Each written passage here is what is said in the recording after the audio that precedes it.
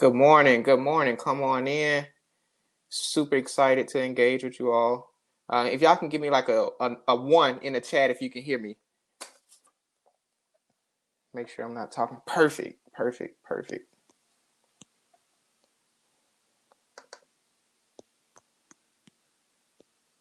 Good morning. Listen, we're going to give people about 3 minutes because I'm a Trey. So we're going to give them about 3 minutes before we get started. So we'll get started at 11:03. Usually I play some good music right now, but this platform is a little new to me, so I don't want to screw nothing up.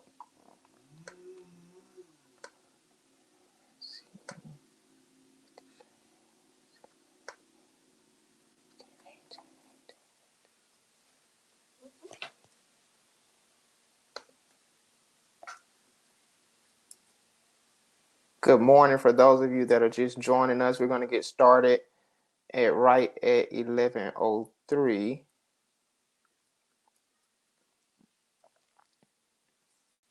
Thank you all so much for tuning in. Hope this session is really engaging.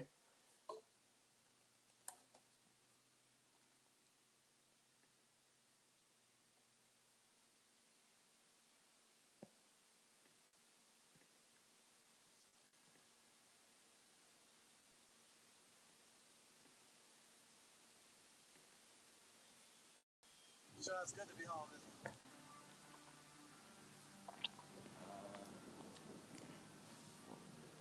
I see the skyscraper.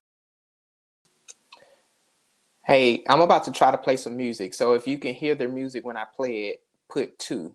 All right, so I'm playing it right about now.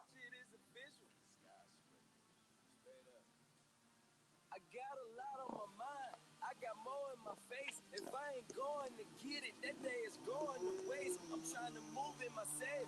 Like the safe was a safe house. I ain't going out to eat for tea, so stay on the safe house. And you know it's official. I'm bringing that vape out. I'm thumbing through the magazines like this the pillow. Take out a match and stuck in the tea, and you trying to find a way out. And yeah, your music been bumping, and you just waiting to break out. And I've been waiting all goddamn year. Oh yeah, I can tell it's near. Here, man, the bills is here right now. I get it shine brightest when the lights down, like now. And then they say it happened for me overnight. Shit, yeah, I guess it took 10 years for me to be a success. What you know about living Check. first place, no naked neck, 2 girls that's breast to breast, blowing smoke, but I'm a breath of fresh air, yes, and I'm doing extra numbers like I'm Chinese. Taking double shots like Siamese. I'm from where crime breeds. Her titties out like Siamese. I knew I lived this life back when I was young. All right. Good morning, everybody. Let's get a good morning in here. Y'all gonna have to talk to me in this chat because it's really awkward not being able to see you all. So we're about to get started. Welcome, thank you. Good morning, Brianna. I see you. Carrington, good morning, love. My people always have the music. Got to. We got to get the morning started. India, good morning. How you doing? Good morning, Mark, Cedric, Sydney, Morgan. Let me make sure I'm pronouncing this right. Miss Kendall, Shania. Let me know if I don't pronounce that right. I really want to get that right. Anna, Keandre, Kobe, Nan, Christine, Amber. Good morning. It's a great time to come home. Come on, State. One time. What's up? What's popping? All right. Good morning. Listen, welcome to the 50 Shades of Gray. I am Dr. T, and I'm going to introduce myself later. But I really want to start. I like to start all of my presentations off with something that is really important to me. I hope it's important to you. So just bear with me right quick.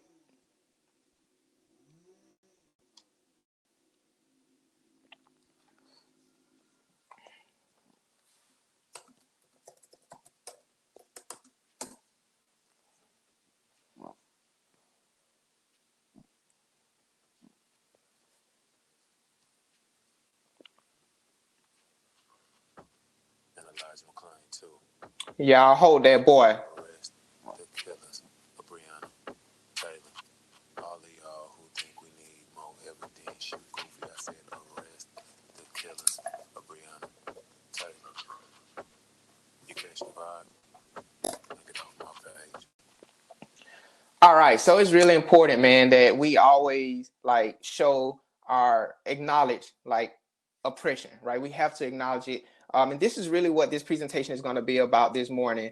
I don't have a PowerPoint because if I turn the PowerPoint on, I'm not even going to be able to see myself, and that was really awkward. So I was like, I just want to have a conversation with you all. So if you're fine with having a conversation with me about 50 Shades of Grey, and I'm going to talk about that in a minute, just let me in the chat box. So if you cool, like, let's have a conversation. Let's make this as practical as possible. One of the things I do not like to do as a speaker, I don't like to come in and just give you generic information, right? I don't know what schools you all are at, and we're going to get that in a minute, but I want to make sure that you have the opportunity to ask practical questions. It's good to give you general information, but if it's not going to help you right, then it's really pointless.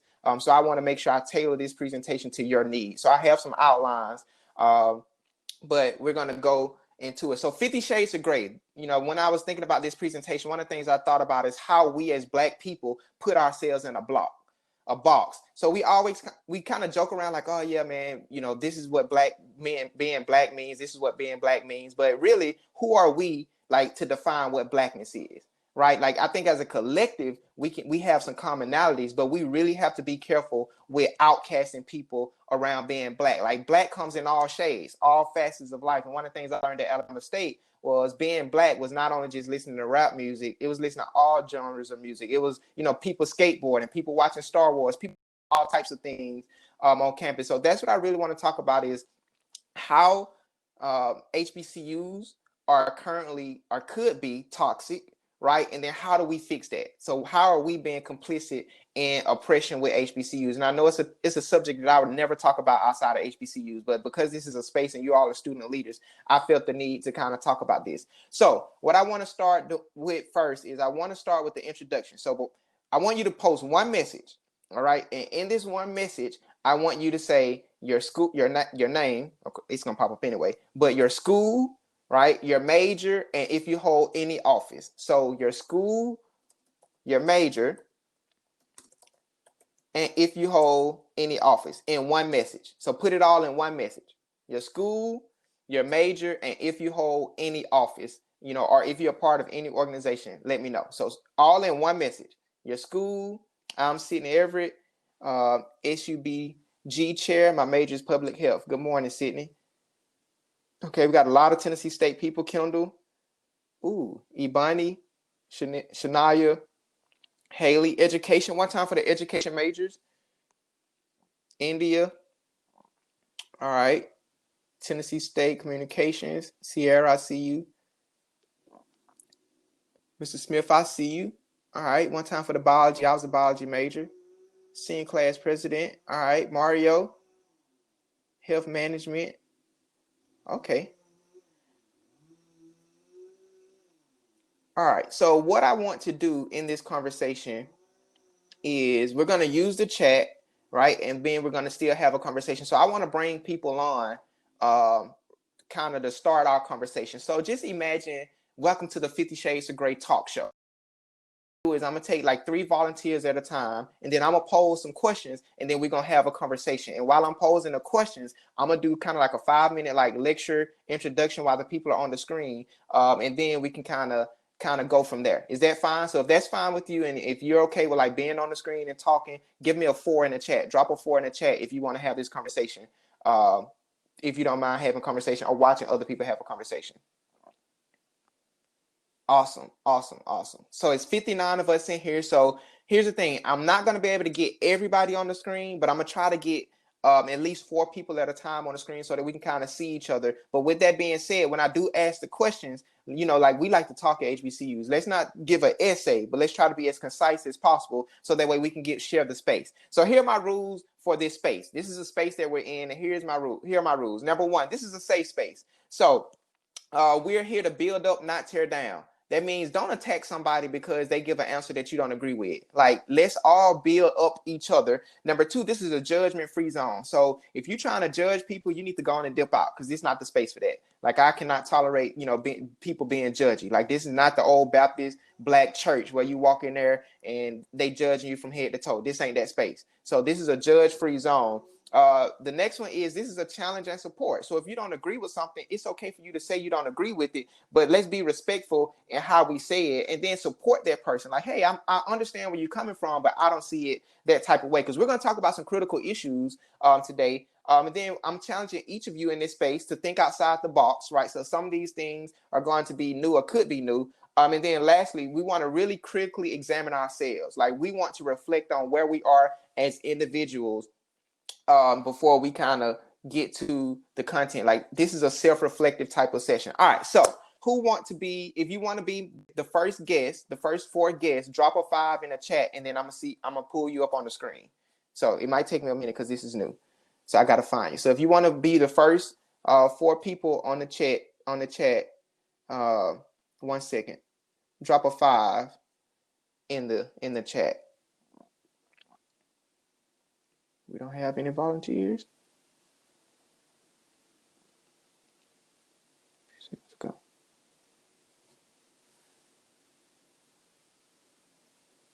So I don't have any volunteers. Nobody want to come up on the screen and talk with me? Or did something happen?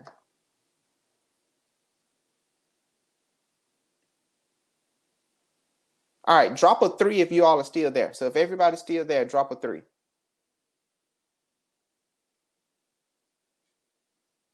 Okay, good. Y'all are still here. All right, so this is they request to join the screen. All right, so let's see how this works. Chat. I will get on. I just need to get dressed. All right, so if you click share audio and video, then that's how you request to join the screen. So give me at least 2 people. Man, this is supposed to be a student leadership conference. I got to have some student leaders that want to kind of be bold and step out. This is not, we're not here to embarrass you. If you don't see share audio and video, you can refresh your screen. So you might need to refresh your screen right now and come back in and come back out. But I'm expecting at least 2 to 3 people. So I give about 3 minutes for y'all to refresh your screen, and then it should appear from there. If not, we're gonna kind of just make it do what it do.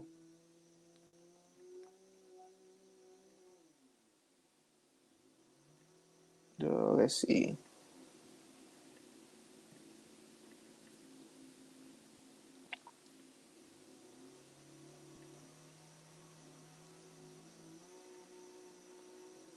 Go into the chat. Yeah, I don't see it. All right, well, that's okay. We'll figure it out later. If you're interested in joining the screen at any time, just drop a 4. But we'll just use the chat. So my first question to kind of open us up this morning is, what makes Blackness beautiful to you? So that's the question. What makes Blackness beautiful to you? Like, we often use this term of my Black is beautiful, like being Black is beautiful. So what makes Blackness beautiful to you? Drop those answers in the chat, and then we're gonna have a conversation about it. Like, my Blackness is beautiful. What do you like about being Black? What makes it beautiful to you?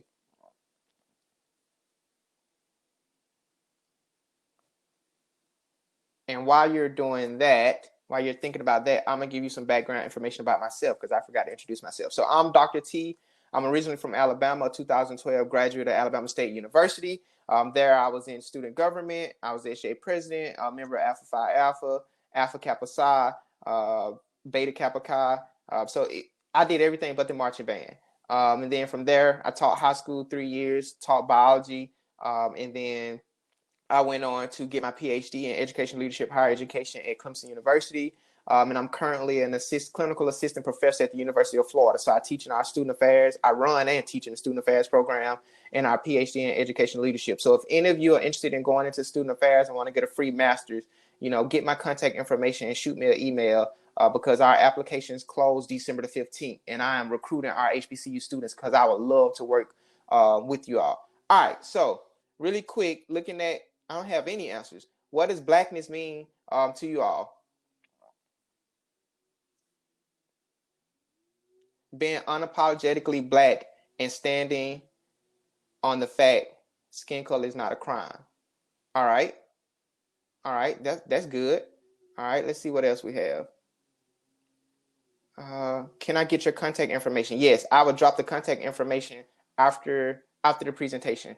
All right, so this idea of blackness, I really appreciate Imani that answer, because blackness is beautiful, right? But beauty is but in the in the eye of the beholder. So that means, like, if you ask 100 people what does beauty mean to them, you're going to get 100 different answers. So it's important that we understand that blackness is on a spectrum. It's not a monolith, right? Monolith means it's not one thing. Our drive to keep going every day throughout all negativity that's thrown us down, right? So it's like this idea of blackness is this concept, this overarching concept around life, around us being great people. I mean, you could think about our skin texture, you could think about our hair, you could think about our rhythm, you can think about our intelligence, you could think about so many, our resilience to like beat slavery. It's so many different things you can think about when it comes to blackness. So I just really want to kind of open us up to first thinking about blackness is beautiful, right? And just thinking like before we were enslaved, like we weren't slaves, we were enslaved, meaning we didn't have a choice. Like we were people, we were a people stolen from our native lands, and then forced to do things that we didn't want to do. Sierra says blackness is beautiful to me because we set the standard.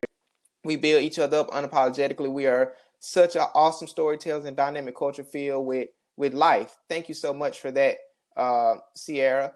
Let's see what else we have here. Our versatility in aspects including style, culture, music, and even language. Thank you so much for that, Casey. Yeah, so these are all great answers. So what I want to start with, if you had to define blackness in one word, how would you define blackness in one word? Give me one word in the chat. How would you define blackness?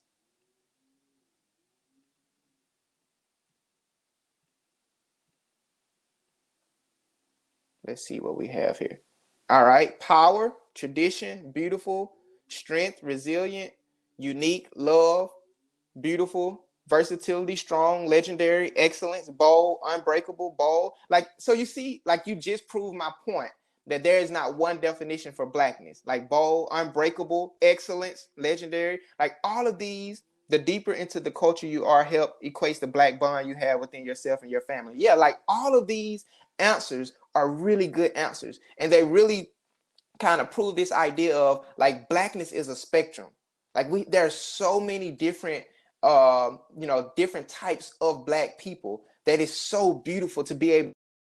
You go to New Orleans, you got a certain type of black person. You go to New York or the Bronx, you got a certain, they up there wearing Timberlands, dope boys, and bubble jackets, right? Down in the South, it's different. Alabama is different. Mobile, even looking at a state, I'm from Alabama. So you look at Montgomery, Gumptown, from Mobile, Port City, from Behan, from Huntsville, like all of these different areas of blackness is so beautiful, like the ethnicity of blackness. So then my question is, why do we typically as HBCU students put ourselves in a box? So when it comes times to like homecoming, when it comes times to programming, we only do certain programs and certain things around this idea of black. Like literally for the most part, right? And I'm generalizing out, but for the most part, our HBCU experiences are centered around hip hop, are centered around traditions, right? And there's nothing wrong with traditions, but why do you think we do that? And what do you think is wrong with that? Help me out in the chat, since nobody want to join me on the screen. I'm still waiting. So if you want to join me on the screen, let me know and I'll send you an invite. Or you could just click to share your screen. But why do you think is that? It limits us. It definitely limits us. Why so, Mr. Smith? Why do you believe it limits us? I definitely think it limits us. And here's the thing. Again, there's nothing wrong with traditions. I love the HBCU culture. I love, the things that we do. But I want us to really use this session to think outside of the box. Like, how does it limit us in this particular space? Like only thinking around this certain type of group of people. Because what it intentionally does it excludes people. Like, and I'm not saying that you're going to please everybody. Hear my heart. That's not what I'm saying. But I'm saying I'm challenging you as student leaders to think outside of the box. Are you asking why do we keep the same traditions within our group? Not necessarily the traditions. Why do we keep the same approaches? Like I wouldn't call them traditions. For example, every homecoming for the most part, we're going to get a rapper, right? A rapper or R&B singer, right? Do you think that black people only listen to rap and R&B? So that's the question I'm asking. I personally don't think it's a problem, because if we don't keep the culture going, then no one will. I definitely agree. I'm not saying don't keep the culture going. I'm saying, can we add? It's not an either or, it's a both and. How can we add other aspects? Right. I'm definitely not saying don't keep it going. Like, I love our HBCU traditions. I love our classics. I love our homecomings. I love all of that. But I'm saying, how can we add to it? Because guess what? We're getting a different group of students. Like, the students that we have at campus now are not the same students that we had 10 years ago, 50 years ago. Right. And I'm pretty sure there are things on your campuses that you will want to change. So that's the question. So how do we add to it? So I guess moving from there, I want you to drop an answer. Here's another question in the chat. I want you to drop this answer. I've been trying to share audio and video, but I feel though we are unconsciously conditioned to where we think blackness is. Oh, I like that. That is a pretty strong answer. Carrington, yeah. I've been trying to share audio and video. Oh, but I feel as though we were unconsciously conditioned to what we think blackness is. Can somebody kind of help elaborate on that? Or if you want to elaborate on that, what do you mean we were unconsciously conditioned? What does that mean? Because we're going to kind of build on that. What do you think? But I'd rather speak. Let me see it. I'm inviting you. Check your inbox right now in the chat and see if that works. You should be able to click on the link.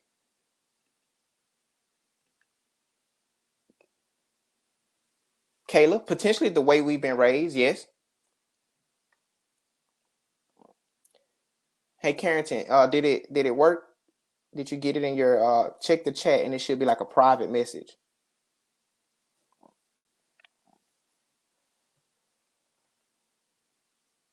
Yeah, it could potentially be the way we were raised. Like, how are we raised? Okay, here's a question. If you were raised where you went to the grocery store and your mama told you not to touch anything, drop a 1. If you ever heard it from your family member, we going to this grocery store, you better not touch nothing. Drop a 1 in the chat. All right. Next question. If you were raised, right, and your mama said, don't ask me why, that's just the way it is, drop a 2. Like, don't talk back to me. All right. Good. All right. So we got some synergy going on. So we got 2s, like our mamas and dads, or people that raised us told us don't talk back. That's just the way it is.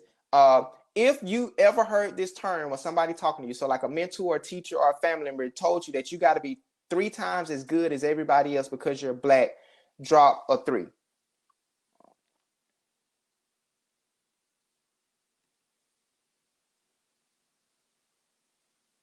All right. So there's some synergy. So we got like, don't ask about no whoopings. I ain't going there. Listen, I was traumatized by whoopings. So Kayla, don't worry about it. I ain't gonna talk about whoopings.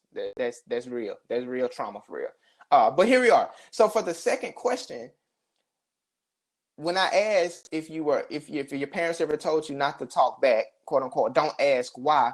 What do you see wrong with that? And I'm not saying your parents didn't do a good job, because my parents definitely told me that. Like, I probably would have got slapped in the face with a shoe or something if I talked back. But what do you see, or what do you think is wrong with that before I give you what I think is wrong with that? If you're raised in and you're conditioned not to ask why, if you're conditioned not to talk back, to just say, I was raised in the South, so we were raised to say yes sir, no sir. It's power imbalance and causes a lack of communication, trust between the parent. Makes people think that wrong stand up for themselves. It blocks us from being vocal at a young age, not being able to voice our opinion. It doesn't open up to the opportunity for discussion to, yep. These are, oh my goodness, y'all are on it. People lack a backbone as they get older. We're basically told to not have an opinion. All of these are great. Like, these are great answers. What we're unconsciously doing when we tell our children that, or we tell younger people that, is we are literally breaking the lines of communication. We are eradicating any type of lines of communication and the opportunity to self-express. So what happens is you are conditioning children at this particular point to be submissive, to not question, but just to submit to systems. So then when they get out into the real world and they go into schools and teachers are doing problematic stuff or saying problematic things, they don't respond. They just take it. Like, oh, you're never going to be anything. And they just take it. Okay. Because guess what? We are trained to not talk back. Right. Or when I used to work at Piggly Wiggly and white people used to put my money on the counter.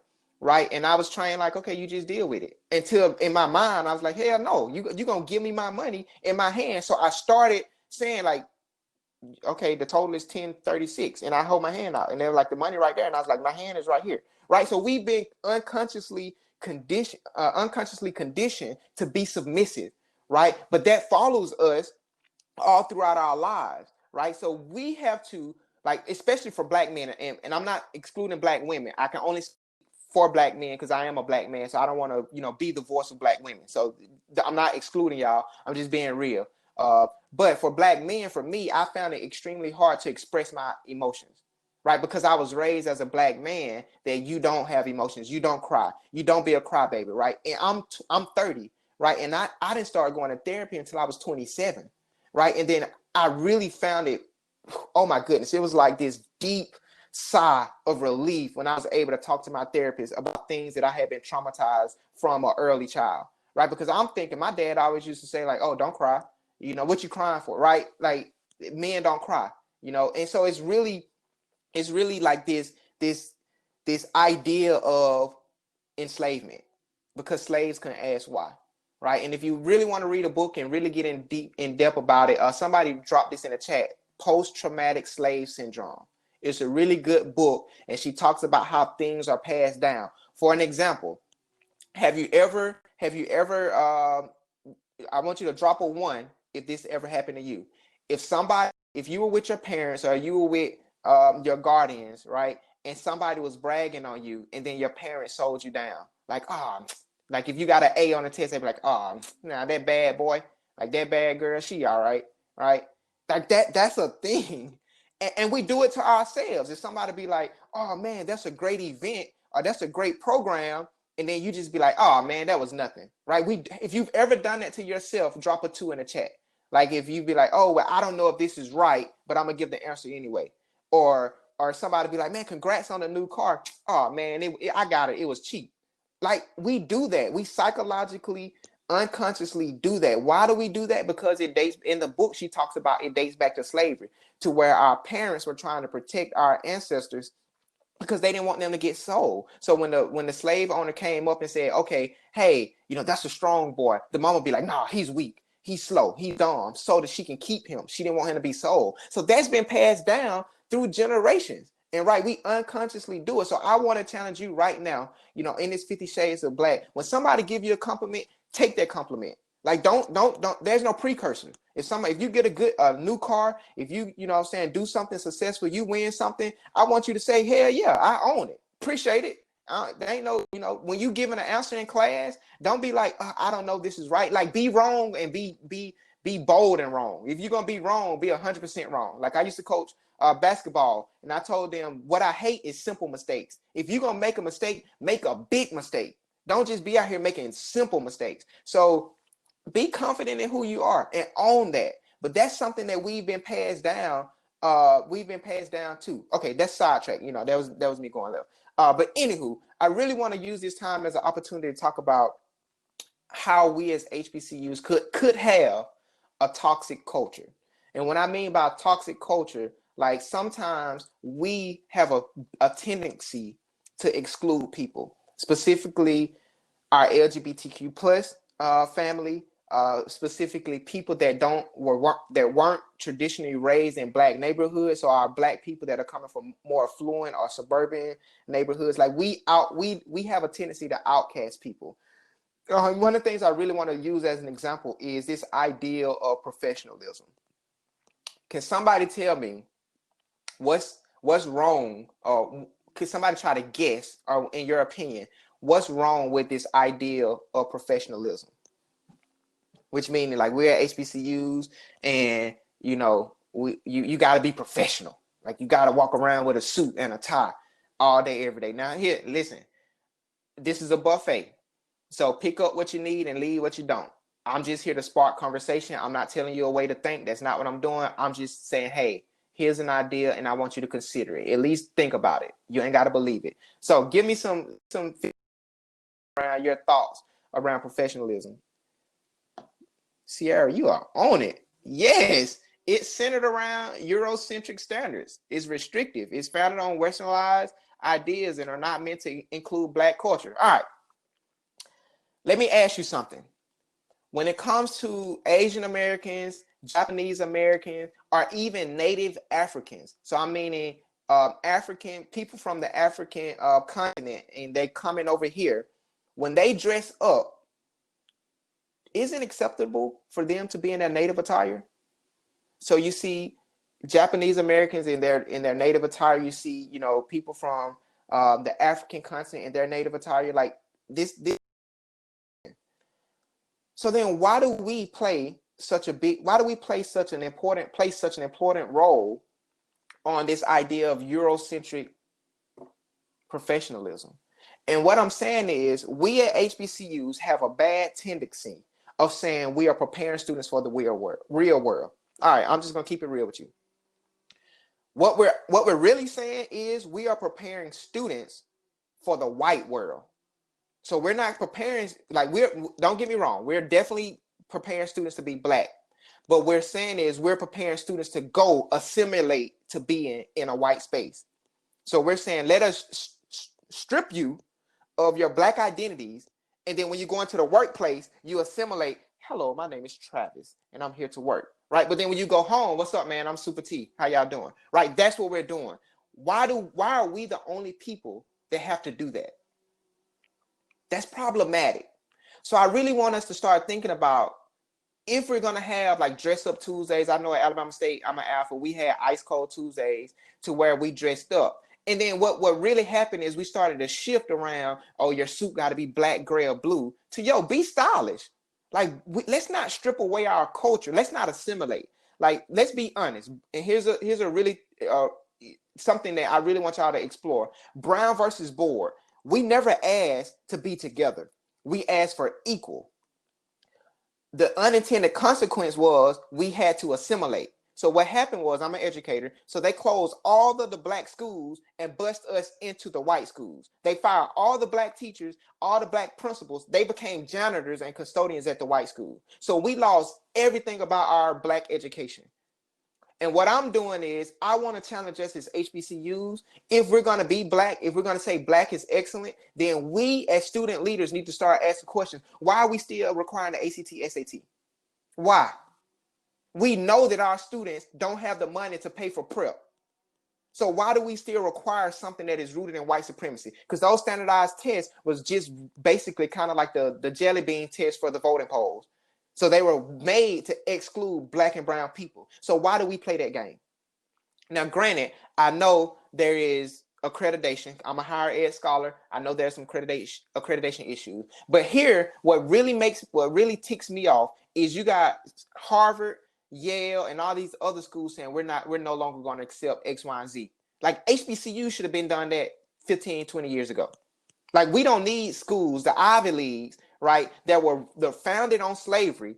And literally, for the first 100 years, slaves were the janitors. Slaves built the schools. Like, slavery sustained and created Ivy Leagues. If you don't believe me, here's a book for you to read it, Ebony and Ivy by Dr. Cedric Wilder. Right, and it goes through the creation of Ivy Leagues. So while we as HBCUs love to say our students graduate and go to these Ivy Leagues, yeah, what we're saying is our white schools are better. Like, we love to brag about that. So unintentionally, what we're saying is our white schools are better. So I just want to challenge you. Here we go. You ain't got to believe me. You ain't got to agree with me. I just want you to think. Why do we consider that? All right, here we go. Here's another one. If we offer, let's say your student organization offers scholarships, why do you put a GPA requirement on it? As if GPA is going to determine what the student, is in need of. If I need money, what does my GPA got to do with me needing money? I can have a 2.5 or a 3.9. I still need the money. Why? Like, there's this concept in critical race theory called meritocracy, which means like it's if you work hard, it'll pay off. Okay, so you tell me, this is my story. I graduated in 2008. I'm the youngest boy, so it's four of us. My mom was a single mom at this time. She had got divorced. She was making $5.15. So what money was she gonna send to two of my older brothers already in college, and I'm in college? What money was she gonna send? I had to work. So I'm working at UPS my freshman year, trying to be involved and trying to be a biology major. And you expect me to have a 4.0. Let's be realistic about this. So now as a college professor, I'm no longer looking only at GPA. I'm looking at, has this student had a job? Has this student had to babysit? Has this student had to take, I had children in high school tell me I can't do my homework because my mom works third shift and I got to go home. I got to cook dinner. I got to get my younger siblings ready to go to school. And then, ready for bed. And then I got to wake up and get them ready for school because my mom has to come home and go to sleep. You think I give a crap about homework? Hell no. Like, I'm trying to survive. So I'm asking you all to critically examine the policies and the practices as student leaders that you have as student government, as you have as captains, queens, as you have in other organizations. Why do we have these metrics in place, and who do they come from? Like, I know we all have kind of like a metrics. Yes, white supremacy. That's ding, ding, ding, ding, ding. That is the answer, white supremacy. So I know we all have metrics in place. Like, to join my organization, you got to have a 2.7. You got to have a 3.0 or 3.5. What pisses me off about Greeks and sororities, let's be real. Alpha Phi Alpha was founded at Cornell University just so those brothers could survive. They weren't on no black, oh man, they're the cream of the crop. They were trying to stay in school. They were trying to be retained. So why is it that we only picking people that got 3.8s and 3.9s? Why are we excluding people? Why? And then when we get into the fraternity, we not doing really good work on the campus. We just out here like, I'm an alpha and I'm the ish. And, don't step on my plot. Don't step on the plot. Respect the plot, right? I'm cool with that. But we separating ourselves from the common people. We all common people. We should be helping people. If it was up to me, if I was back on the campus, I would tell the alphas, listen, y'all need to take freshman males and say, I don't care if you want to be alpha, kappa, Q, whatever you want to do, and we're going to mentor all of y'all. We gonna help you. We just, and then if it was up to me, there would be one joint interest meeting. Why we gotta hide where you going? You know what I'm saying? Like, we literally should be supporting one another, but we so much in competition with the Kappas and the Qs and everybody else that we don't exclude a whole bunch of people. Oh yeah, I ain't dealing with him because he went to the Kappa interest meeting. I ain't dealing with him because he went to the Q interest meeting. That's a brother. I ain't dealing with her because she went to the AKA interest meeting. You know what I'm saying? I ain't gonna do no forums with them or whatever. So I'm just challenging you to think outside of this condition. One of the most pertinent reasons to where enslaved people continue to be enslaved is because slave owners intentionally sowed division within them. So if I can keep, I'm gonna choose all the mulattoes, right, which were the people that were offsprings of the slave owners. Not to say in-house or outside was better, because I don't know if I would rather be in-house as a woman and be raped than be outside and be beaten. I ain't choosing between neither of those. But there is division between the two. And we as HBCU student leaders, as HBCU administrators, we set divisions. And I'm coming to you from a professional saying I am guilty of saying I only want to work with student leaders. And I've had to correct myself. There's more people on campus than quote unquote student leaders. Everybody is a student leader, but there are not enough positions for people to quote unquote hold a student leadership position. So what I've tried to do with United, if any of y'all getting the emails, the yard, or the opportunities, I want as many students as possible. Because we've been guilty of saying, hey, we only looking for student leaders. This conference is only for student leaders. And I'm not talking about this conference. Like, I did a conference this summer and literally we only put out a call for student leaders. And then I was conflicted. Like, I really had to go and repent and change and say I was guilty, because that's not what it should have been. And next year we're going to open the conference up to everybody. But we really got to rethink how we, as student leaders, as HBCU students, as brilliant black minds, how do we not be the talented 10? Let's not be the talented 10, which means we get into this bubble and then we create structures to protect our bubble, and then the other 90% struggle. Brianna, yes, I will drop my contact information. So we need to figure out a way how we could use our spaces, use our power, use our privilege as black student leaders, right, to actually help everybody. So that's pretty much my spiel on the 50 Shades of Grey. What I want to do, I really want to, because I plan on ending at 10:55 your time, so that I could be respectful of your transition time. But I want to leave at least 15 minutes for Q&A. So if you have a question in the chat, please drop the information, the question, and then I'll try to get to as many questions as I can. And what I'll do at the very end, so when the chat stops, because I don't want the contact information to get lost, I'll drop my contact information for you all. But again, I'm gonna keep talking, but just drop the question.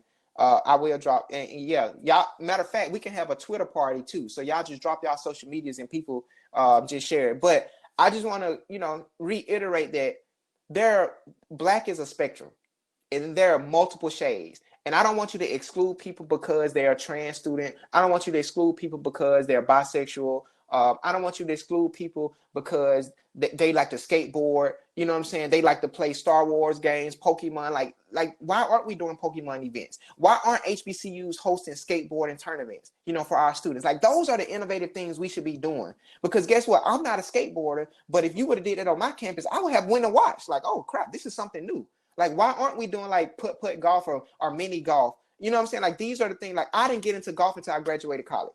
I wish I would have gotten into golf. Like, why don't we have a golf club? You know what I'm saying? Why don't we have a tennis club? I know we have the organization. I think it begins in welcoming there's more than one black experience. Yes. And here's the overarching point. And I got your question, Mr. Smith. Here's the overarching point. The HBCU experience is a culminating experience.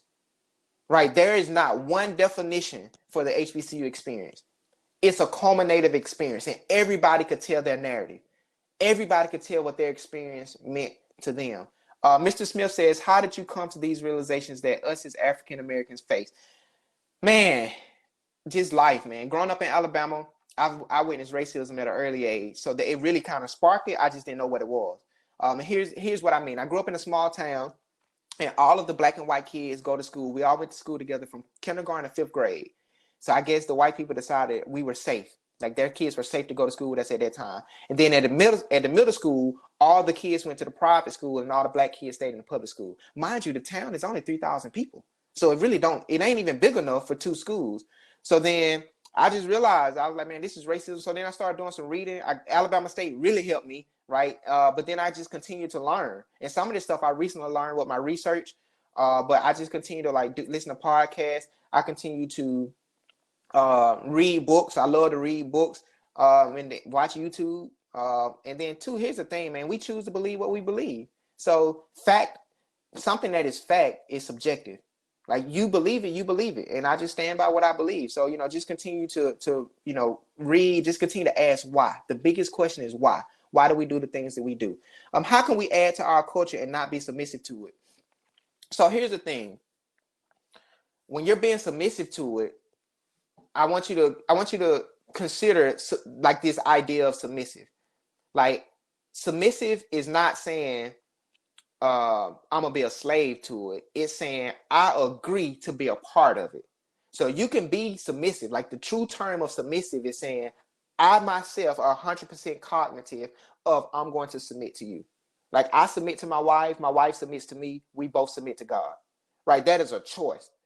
When you're forced to do something, that's coercion, right? So there's a difference. So we can submit to the culture and bring it. If you are submitting to something and it requires you to strip what you believe, that's not submission, because that's not a choice. It's forcing you to do something. So what I say is we all should submit to the culture, but bring what we believe, and it makes the culture so much beautiful. So if you are, like, I like to play chess. Right. So if you are a black person and you like to play chess, don't dumb yourself down because other people don't play chess. Like, play chess and try to get people to play chess with you. Right. So be submissive, which means I'm going to be a part of it. But don't strip who you are.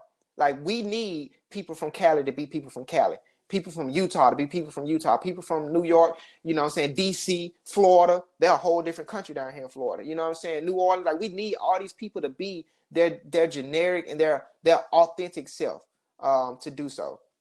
Can we speak on those who are involved and active in their organizations as well as on campus and are still struggling to get scholarships from their university? All right, so let me make sure I understand. Yeah, so I mean, here's the thing. Students hold all the power on college campuses, right? And I'm being real, and I'm telling you this. So the more you all stick together, and come up with a strategic plan and demands and be strategic and be able to navigate the system, you're going to get what you want. Because guess what? Ain't no college without students.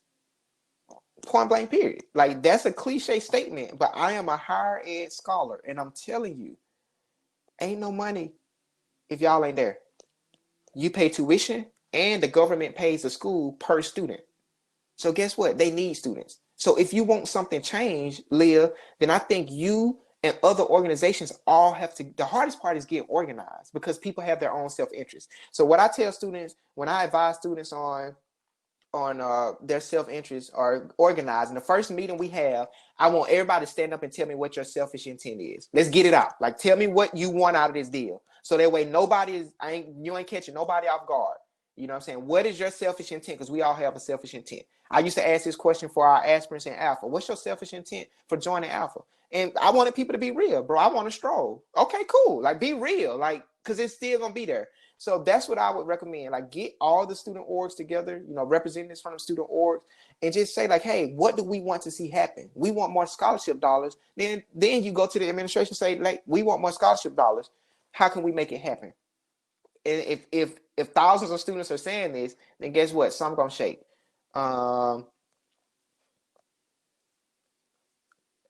What types of leadership styles do you utilize when dealing with groups that are Black, mixed, or white? So here's the thing. I don't differentiate. I'm me. So, like, right now I teach at the University of Florida, and this is how my classes are. I stopped playing this game of assimilation and trying to fit in years ago because it was exhausting. I felt like I was living in Halloween every day of the year, and that's taxing mentally. So I was like, you know what? F y'all. I'm gonna be Black and I'm gonna be me.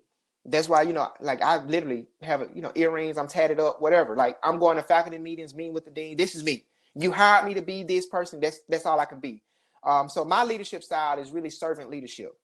So I come in, I acknowledge, the emotions of the room. I acknowledge the space people are in, and I'm always trying to see how can I help you?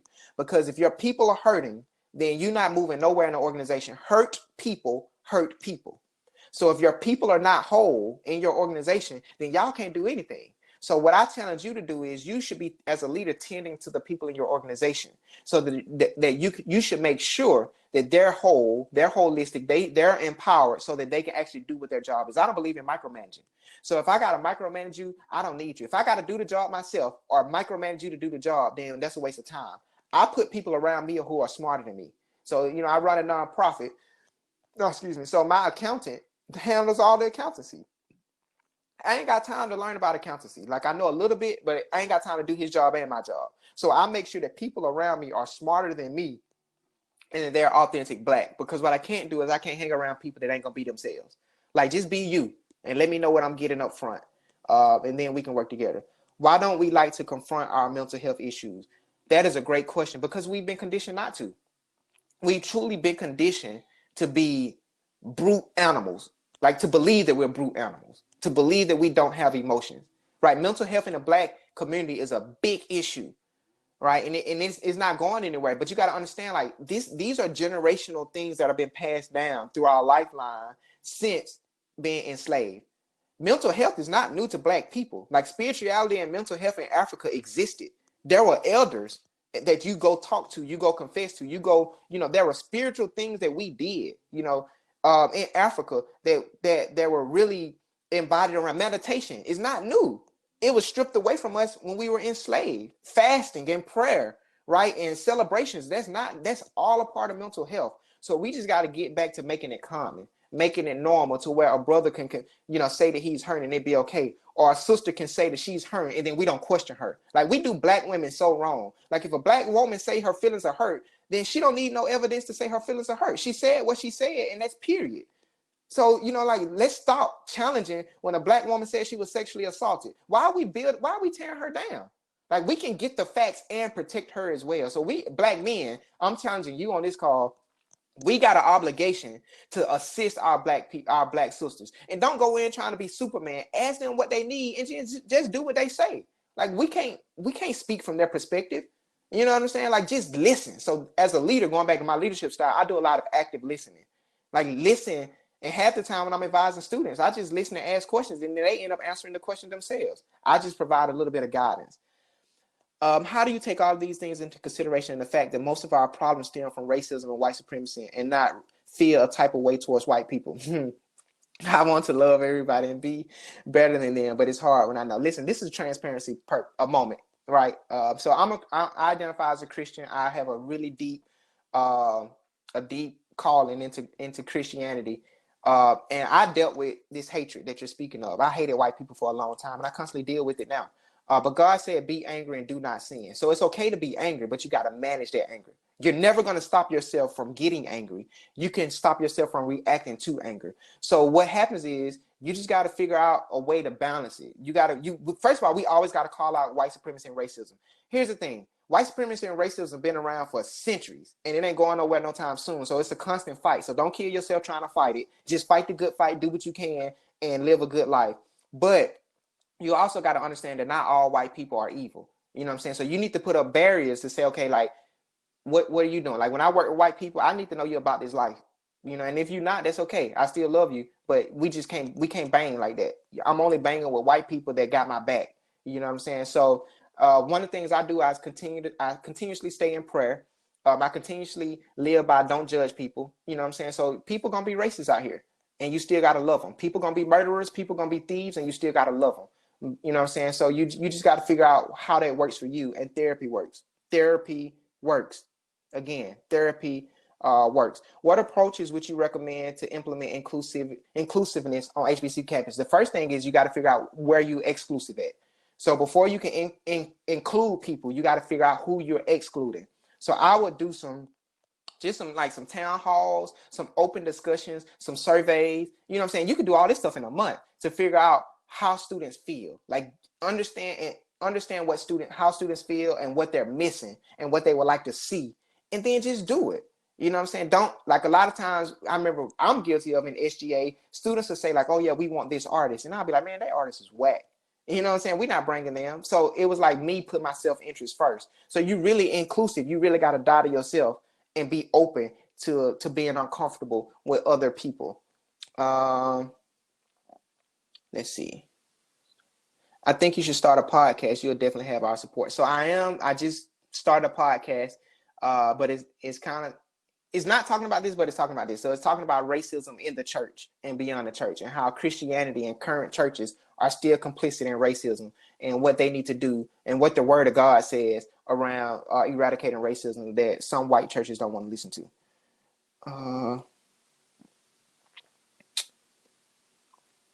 Yes. Here's the thing. Let me say this, and this will be the kind of like the last thing. Black women, you don't have to be strong for nobody but yourself.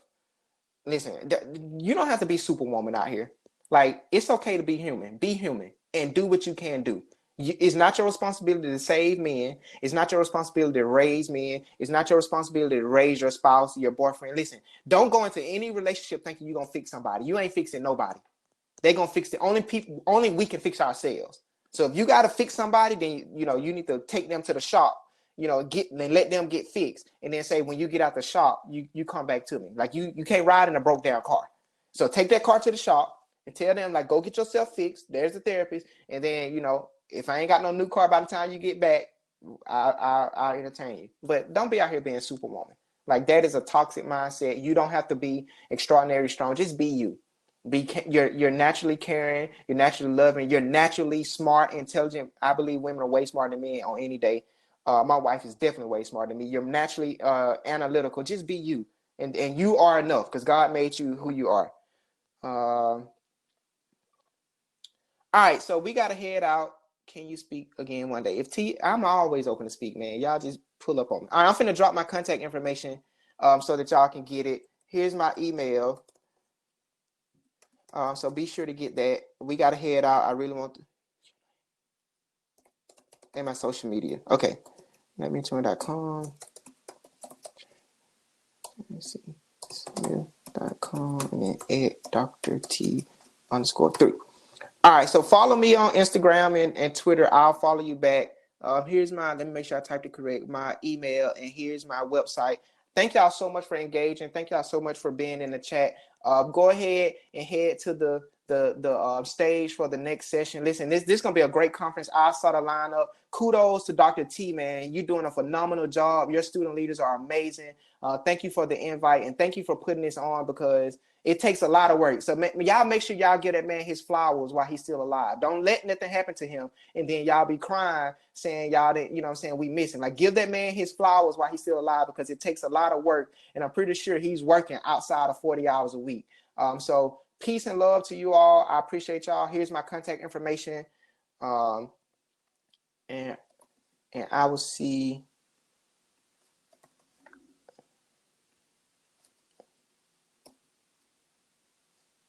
Yeah. So kudos to y'all. Oh crap. That's my contact information. Yeah. Thank y'all so much for engaging. And I'll see y'all in the live session.